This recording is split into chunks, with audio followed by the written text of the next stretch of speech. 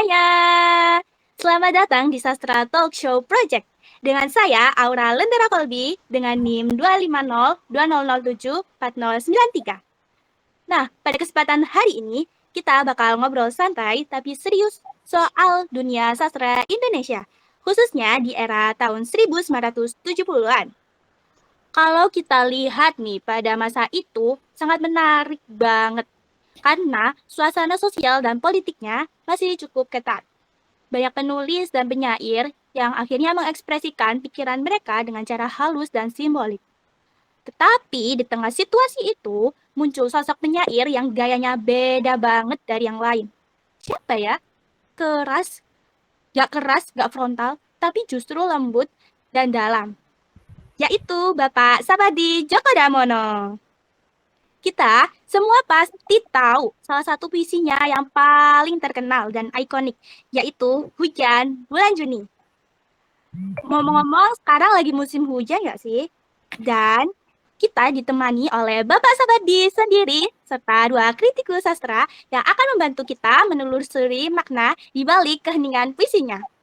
Selamat datang Bapak Sabadi Djoko Damono. Terima kasih Mbak Aura. Sebelumnya mungkin kenalan dulu ya. Di sini memang bukan aku Bapak Sapardi yang asli, tapi aku hanya berperan sebagai Bapak Sapardi, maka aku juga akan meniru sebisa mungkin, meniru sebaik-baiknya gaya dari Bapak Sapardi. Perkenalkan aku Stefanin Amelia dengan NIM 250-2007-4169 sebagai Bapak Sapardi Djoko Damono. Lanjut ke yang lainnya ya. Perkenalkan, nama saya Emiliana Putri Shivaner Aini dengan NIM 250-200-74192. Di sini saya sebagai kritikus 1. Dan teman saya Ahmada Aurelia Magfirani Dewi dengan nomor NIM 250-2007-4164 sebagai kritikus 2.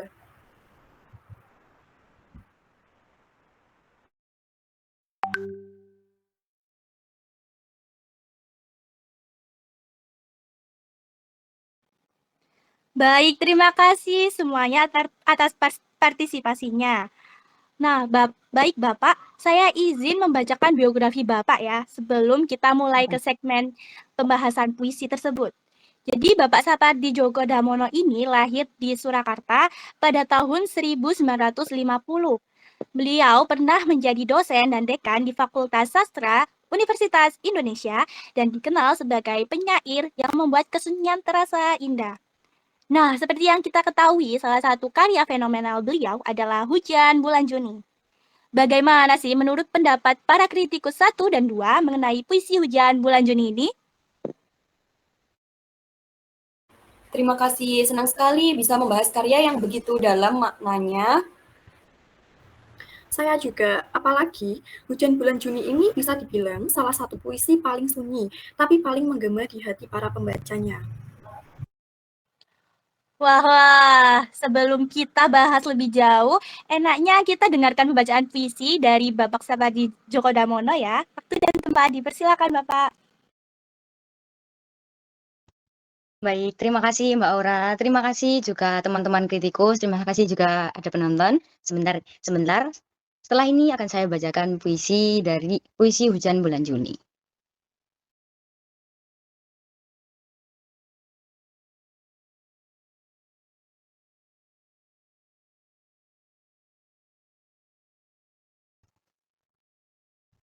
Hujan Bulan Juni. Sapardi Djoko Damono. Tak ada yang lebih tabah dari hujan bulan Juni. Dirahasiakannya rintik rindunya kepada pohon berbunga itu. Tak ada yang lebih bijak dari hujan bulan Juni. Dihapusnya jejak-jejak kakinya yang ragu-ragu di jalan itu.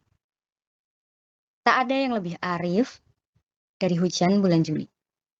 Dibiarkannya yang tak terucapkan diserap akar pohon bunga itu. Terima kasih. Wah, keren banget ya puisinya. Terima kasih Bapak atas kesempatannya. Puisi ini terasa lembut, tapi juga dalam sekali.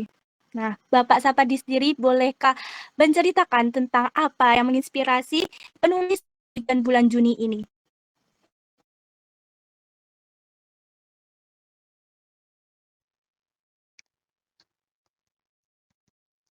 Oke.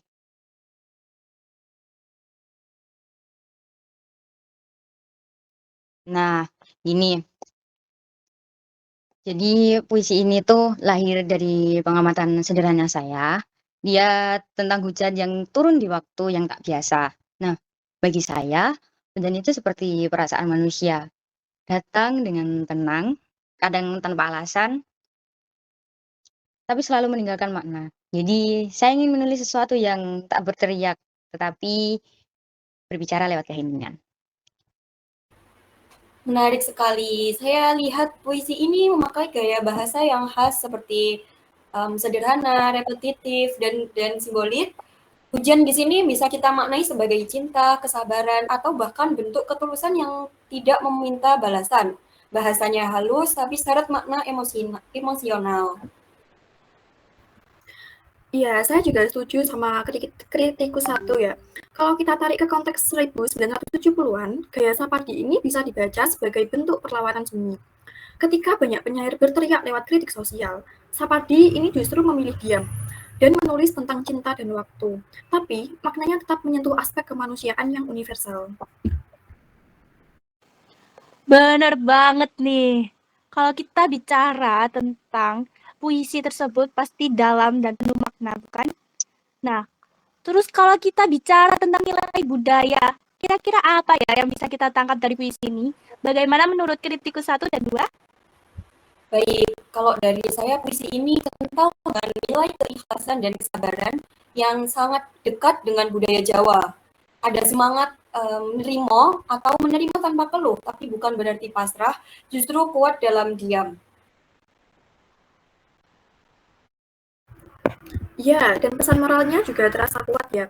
Bahwa mencintai itu tidak harus selalu memiliki, dan bahwa kebijaksanaan kadang lahir dari hal-hal yang tak diucapkan. Itu nilai universal yang masih relevan sampai sekarang. Dan juga puisi Hujan Bulan Juni ini tuh menyampaikan pesan moral bahwa cinta sejati tidak selalu harus diungkapkan secara terang-terangan. Karena ada keindahan dan ketulusan dalam mencintai secara diam-diam dengan penuh kesabaran dan keikhlasan.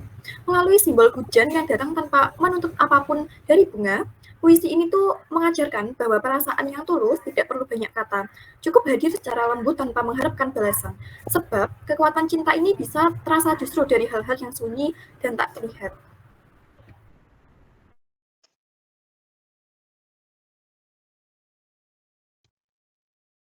Baik, menurut Bapak Sapardi sendiri pesan moralnya apa sih?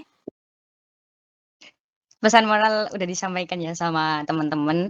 Jadi urusan apa untuk tafsir dan lain-lain itu kita serahkan kepada yang menerima pembaca. Karena kan apa namanya, apa ya, setiap orang itu punya representasi yang berbeda walaupun mungkin makna dari saya sendiri nggak seperti itu, begitu. Wah, seperti itu ya, luar biasa banget. Jadi setiap orang punya penilaiannya sendiri-sendiri terhadap karya sastra. Nah, sekarang kita buka sesi pertanyaan ya. Dari penonton silakan, mungkin ada yang ingin bertanya. Baik, dipersilakan untuk penonton.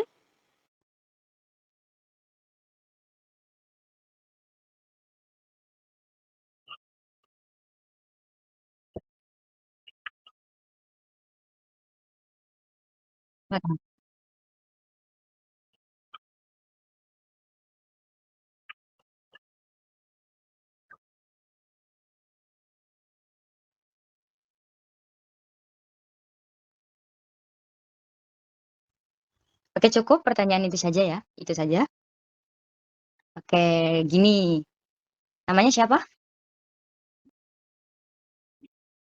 Oke, gini gini Mas Al, jadi saya memilih hujan itu karena menurut saya hujan itu paradoks ya, dia kan membawa dingin, dia nggak hanya membawa dingin tapi juga kehidupan. Mungkin bagi sebagian orang kan kita nggak tahu ya, bagi sebagian orang hujan, "Ah, kok hujan? Ini apa, ini ah, kok hujan sih?" Kayak dia ada yang bersyukur, ada yang nggak bersyukur ketika hujan. Nah, tapi di saya ini, hujan itu menurut saya ia jatuh tanpa pamrih dan dalam kejatuhannya ada ketulusan yang tidak banyak orang sadari. Jadi hujan itu seperti manusia yang mencintai dalam diam, begitu. Iya, semangat. Baik, terima kasih untuk Kak Al atas pertanyaannya. Wah, puitis banget ya jawabannya. Terima kasih atas kesempatannya Bapak Sapardi Djoko Damono, atas waktu dan juga ceritanya, juga untuk dua kritikus kita yang sudah memberi pandangan baru dan penonton semuanya yang ikut berpartisipasi. Semoga dari diskusi ini kita bisa belajar bahwa sastra bukan cuma soal kata-kata indah, tapi juga tentang bagaimana manusia memahami dirinya dari zaman ke zaman.